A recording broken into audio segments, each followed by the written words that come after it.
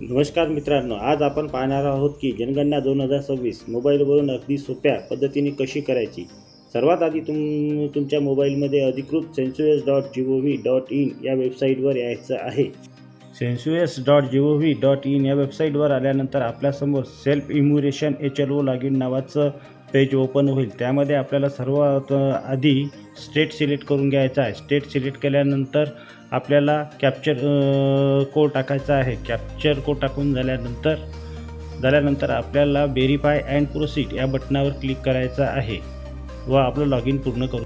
Verify and proceed या बटनावर click केल्यानंतर आपल्यासमोर वेलकम नावाचं एक पेज ओपन होईल. त्यानंतर आपल्याला जनगणना 2027 ही संपूर्ण डिजिटल पद्धतीने होत असलेली जनगणना असून आपल्याला त्यामध्ये आता सर्वात आधी name of the head of the household यामध्ये कुटुंब प्रमुखाचे पूर्ण नाव टाकायचे आहे. कुटुंब प्रमुखाचे पूर्ण नाव टाकून झाल्यानंतर आपल्याला कुटुंब प्रमुखाचा मोबाईल नंबर येथे एंटर करायचा आहे. त्यानंतर व्हेरीफाय अँड प्रोसीड या बटनावर क्लिक करायचं आहे. व्हेरीफाय अँड प्रोसीड या बटनावर क्लिक केल्यानंतर जो कुटुंब प्रमुख आहे त्याच्या मोबाईलवर एक OTP पाठवला जाईल.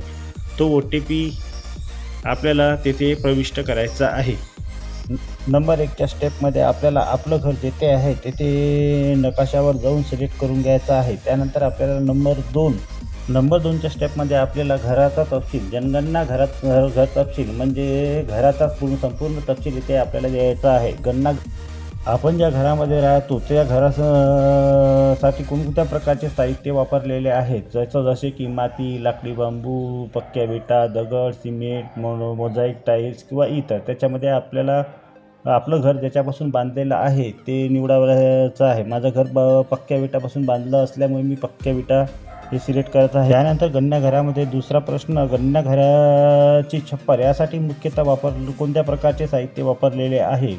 गवत, वाळलेले गवत, बांबू, लाकूड इत्यादी, प्लास्टिक, पॉलिथिन, हाताने बनवलेले कौले, यंत्राने बनवलेले कौले, पक्क्या विटा, दगड किंवा सिमेंट याच्यापासून बनवलेले आहे. याच्यामध्ये आपल्याला पक्क्या विटा किंवा दगड तुमचं घर जसे असेल त्याच्यामधलं. त्यानंतर आपल्याला घराची स्थिती विचारल्या जाईल. आपल्या घराची स्थिती चांगली आहे की राहण्यायोग्य आहे किंवा मोडकळीस आलेली आहे.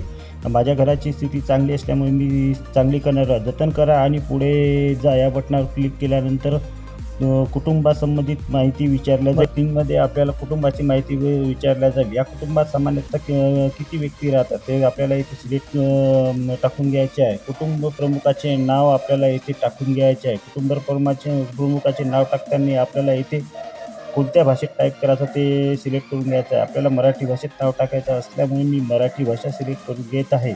मराठी भाषा सिलेक्ट करून घेतल्यानंतर तिथे आपल्याला कुटुंब प्रमुखाचे नाव टाकायचे आहे.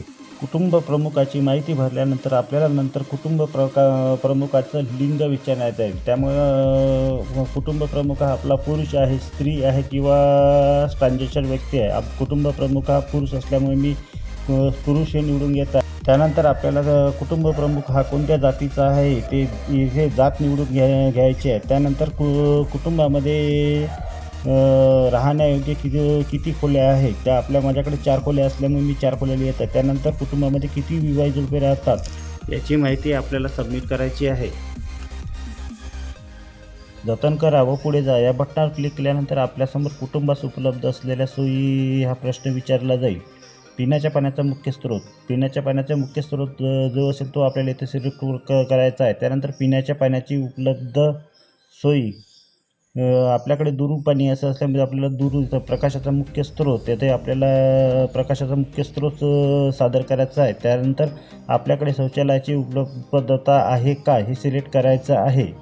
त्यानंतर आपण जे शौचालय वापर करतो त्या शौचालयाचा प्रकार कसा आहे हे आपल्याला इथे सिलेक्ट करायचं आहे. त्यानंतर आपल्याला एकल खड्डा किंवा द्विखड्डा आहे हे सुद्धा इथे सिलेक्ट करायचं आहे.